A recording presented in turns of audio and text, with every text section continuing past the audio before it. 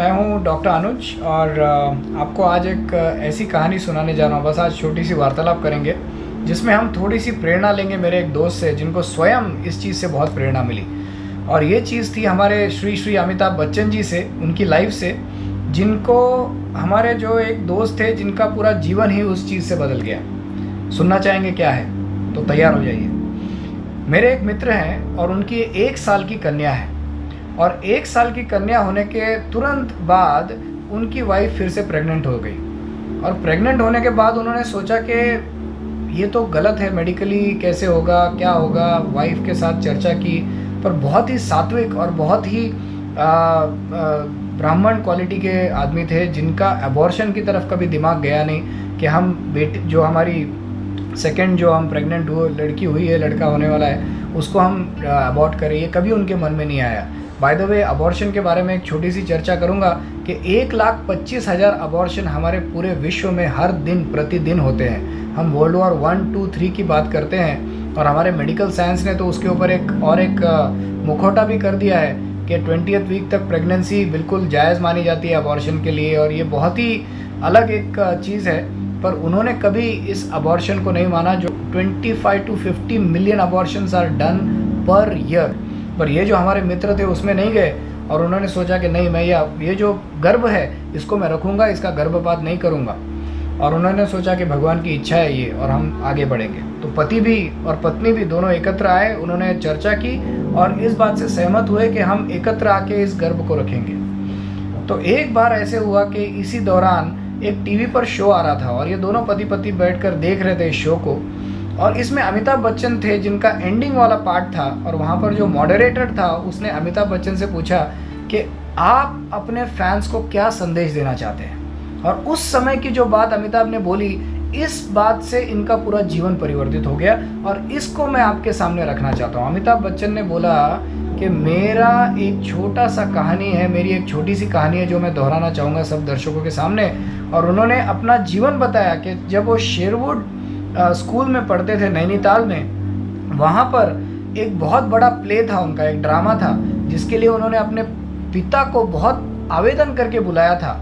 और उनके जब पिता वहाँ पर पहुँचे तो अकस्मात अमिताभ बच्चन को बहुत ज़्यादा बुखार आ गया और वो हॉस्पिटल में एडमिट थे। और हॉस्पिटल के बेड में तिलमिलाकर अपने पिता के सामने रोने लगे और कहने लगे, बाबूजी आप इतने दूर सर मेरे से मिलने के लिए आए, पर मेरा ये देखिए कैसी दुर्घटना हो गई कि मुझे बुखार और सब प्रॉब्लम हो गया, अभी क्या किया जाए। तो हरिवंश राय बच्चन जी जो उनके पिता थे, उन्होंने एक बहुत अच्छी बात बोली और उन्होंने ये कहा कि जो मन का हुआ वो अच्छा, जो मन का ना हुआ वो बहुत अच्छा, क्योंकि वो प्रभु इच्छा। और ये बात जैसे अमिताभ ने सुनी, कुछ उनके मन में स्फूर्ति आई और किसी तरह वो ड्रामा ख़त्म हुआ। मगर आगे जाके अमिताभ के जीवन में आप काफ़ी लोग ये जानते होंगे कि उन्होंने ऑल इंडिया रेडियो के ऊपर एक ऑडिशन के लिए, इंटरव्यू के लिए गए। वहाँ पर उनको अमीन सयानी ने बिल्कुल हताश कर दिया, उनको बोला कि नहीं, आप लायक नहीं हो यहाँ जॉब के लिए।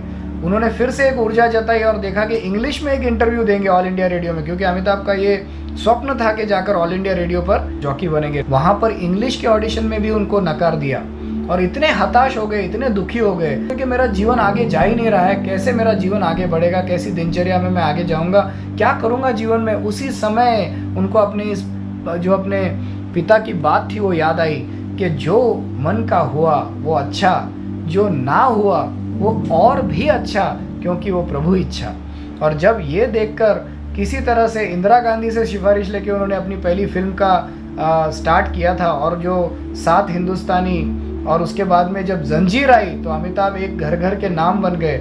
और उसके बाद की कहानी आप सबको पता है कि अमिताभ जो है उस शो में, वहाँ पर जब वो टीवी शो में मॉडरेटर के सामने बोले तो उन्होंने ये बात बताई कि मैं आज इस स्थिति पे हूँ कि अगर एक डाबर का डब्बा मैं उठाता हूँ तो जो कीमत चाहिए मुझे मिलती है, जहाँ पर की प्रसिद्धि चाहिए मुझे मिलती है। और ये चीज़ अगर मैं उस ऑल इंडिया रेडियो में ऑडिशन में पास हो जाता तो मुझे कभी नहीं मिलती।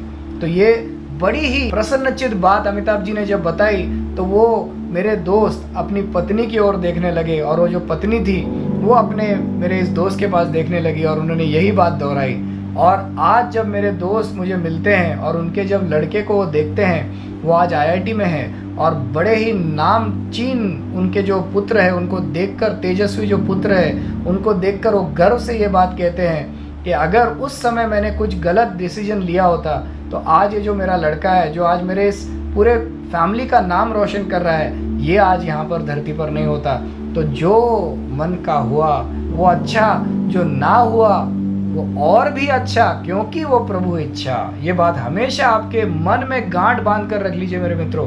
और एक बात आपको बताऊंगा भगवत गीता के संबंध में कि अर्जुन जब अपने मन का करने की कोशिश कर रहे थे, उन्होंने बोला मुझे बिल्कुल युद्ध नहीं करना है, मैं कैसे मेरे गुरु बांधवों की हत्या करूंगा, मैं यहाँ पर युद्ध करने के लिए नहीं, मैं वापस संन्यास आश्रम ले लूंगा और जाकर जंगल में भीख मांगूंगा। तब जाके कृष्ण ने बताया कि तुमको युद्ध जो है अपनी मर्जी के लिए नहीं, मेरे लिए करना है। और जब अर्जुन ने भगवत गीता के अंत में बताया करिष्ये वचनम त्वय, कि मैं, हे कृष्ण, आप स्वयं पूर्ण पुरुषोत्तम भगवान हो, आप जैसे कहेंगे मैं उस तरह से मेरा जीवन निवारण करूंगा।